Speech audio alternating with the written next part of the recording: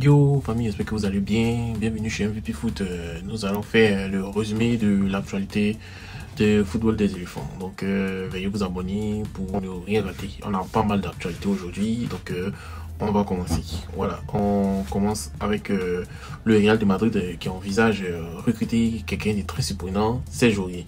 Voilà, donc c'est une possibilité inattendue dans le cadre du mercato.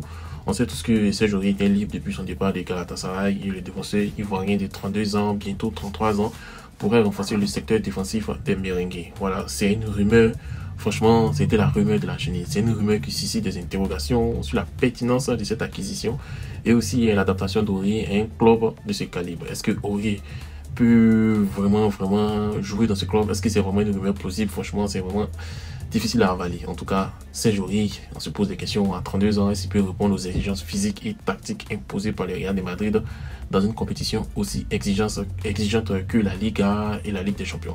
C'est la question qu'on se pose. Est-ce qu'il a les capacités? Bon, on va voir. Est-ce que le recrutement d'un joueur sans club peut-il compromettre l'équilibre défensif d'un Real de Madrid ou ralentir la progression de jeunes joueurs? On a vu, il y a eu Marcos, Asensio, les Tchouaméni qui sont en défense. Est-ce que Aurier va vraiment impacter dessus? En tout cas, c'est fort cette rumeur. En tout cas, l'intérêt du Real de Madrid pour Serge Aurier peut être perçu comme une tentative de renforcer l'expérience et la profondeur de son effectif, surtout dans un contexte où il y a des blessures, où un calendrier est vraiment chargé et nécessite des solutions rapides, moins chères. Mais cette démarche pourrait être également interprétée comme un choix risqué, parce que ça fait presque 6 mois Aurier ne joue pas. On connaît Aurier, il est sujet à beaucoup de blessures, compte tenu de son absence de compétition aussi. Et si Aurier venait à signer, il devrait prouver qu'il peut encore évoluer dans un très haut niveau. Ça va être un grand haut niveau par rapport au PSG, Tottenham, et répondre aux attentes élevées des supporters, du staff technique, etc. etc. Qu'est-ce que vous en pensez? Les gens disent qu'on n'est pas encore en Afrique, donc on va arrêter cette rumeur. Mais bon, d'ici 3 jours, on va connaître. Voilà. On continue avec Sébastien Haller qui a brillé avec son équipe de Utrecht en quart de finale de la Coupe des Pays-Bas grâce à un doublé face à Walwich. Voilà, il a marqué un but quand il est rentré, il y a eu un penalty à dernier, il a marqué, donc il a démontré son efficacité et son leadership en attaque. Ses performances ont permis à son club de continuer leur parcours dans une compétition aussi prestigieuse. Donc on espère qu'ils vont aller loin, pourquoi pas remporter un titre avec la légende Haller. Donc quand on regarde tout ça, on voit que Haller prouve une fois de plus qu'il est un joueur clé à Utrecht, capable de faire la différence lors des moments cruciaux.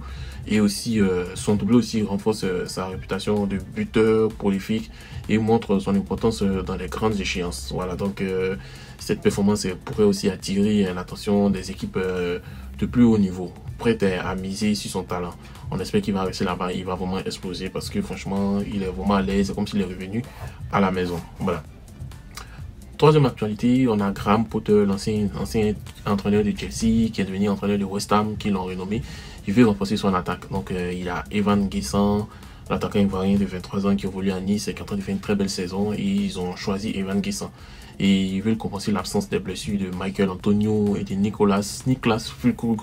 Voilà, les buteurs principaux du club. Mais ce transfert-là, ça soulève des questions, voilà, sur l'intégration de Evan Guessant et son temps de jeu. Voilà, on connaît tous ce Füllkrug, ce qu'il a fait à Sébastien Haller, il n'a même pas donné un peu de temps de jeu à Haller. Du coup, son passage à Dortmund n'a pas été trop ça. Il ne faut pas y refaire ça à Evan Guessant. Donc moi, je me pose des questions. Est-ce que une adaptation au système de jeu, Evan Guessant va être habitué? Il est déjà habitué au style de jeu de l'OGC Nice. Est-ce qu'il peut rapidement s'habituer au style de jeu de West Ham? Ça, je ne sais pas. On a aussi l'intensité de la première ligue, mais comme lui, c'est un attaquant en même temps un ailier, je pense qu'il peut s'habituer. Mais avec, c'est sûr, le nom que j'ai dit là, franchement, je ne crois pas. Et aussi avec des attaquants établis dans l'effectif, il risque d'être relégué au second rang, même au troisième ou quatrième rang d'attaquant. Et ça va freiner sa progression. Voilà. Donc, il n'a qu'à faire très attention. Ce transfert pourrait représenter une opportunité de croissance pour Guessant, mais c'est risqué. S'il évolue dans un championnat réputé comme la première ligue, il va vraiment évoluer, mais il faut qu'il soit titulaire. Voilà, c'est tout ce qu'on demande. On demande à ce que Evan Guessant soit titulaire. Donc, s'il y a un manque de temps de jeu, ça pourrait nuire à son développement. Donc, il va être judicieux pour lui de discuter avec son coach Graham, son fameux futur coach Graham Potter, pour comprendre son rôle potentiel dans l'équipe. Et il doit exiger qu'il soit titulaire, indiscutable. Il n'y a pas chien, il n'y a pas chat. Voilà. Donc, chers amis, on a aussi La dernière actu, on a Konaté Vali qui est né en 2006, qui a signé un contrat de 5 saisons avec l'AS Monaco pour un montant de transfert de 1 million d'euros. On apprend plus que c'est 1 million d'euros, donc environ 656 millions de francs CFA sortis de bonus. Et c'est une transaction qui s'inscrit dans une série de ventes importantes réalisées par le président M. Souleymane Cissé. Il faut noter que lui-même, il a travaillé à l'AS Monaco, il était formateur, il a formé, c'était Kylian Mbappé. Donc après celle de Kanté, Abdoulaye, Junior Bandama, il y a pas mal de transferts qu'il a fait qui vont lui rapporter gros. S'il a pris 1 million, c'est comme s'il a eu pratiquement presque 1 milliard. Donc j'espère que tous ces millions engrangés vont permettre au Racing Club d'Abidjan de rester en première division ivoirienne. Voilà, donc chers amis, c'est tout pour aujourd'hui. Qu'est-ce que vous en pensez? C'est pas long, donc bienvenue sur MVP Foot. Voilà, n'hésitez pas à vous abonner. Aussi, on a une chaîne MVP News où on parle de la culture, on raconte un peu l'histoire des peuples ivoiriens, des villes, des anecdotes, pour comprendre un peu où est-ce qu'on est quitté, pour vraiment bien comprendre l'histoire de nos chers Ivoiriens. Donc, veuillez vous abonner pour ne rien rater. Donc, on s'est dit à tantôt pour un autre journal des éléphants. Merci et passez une agréable journée.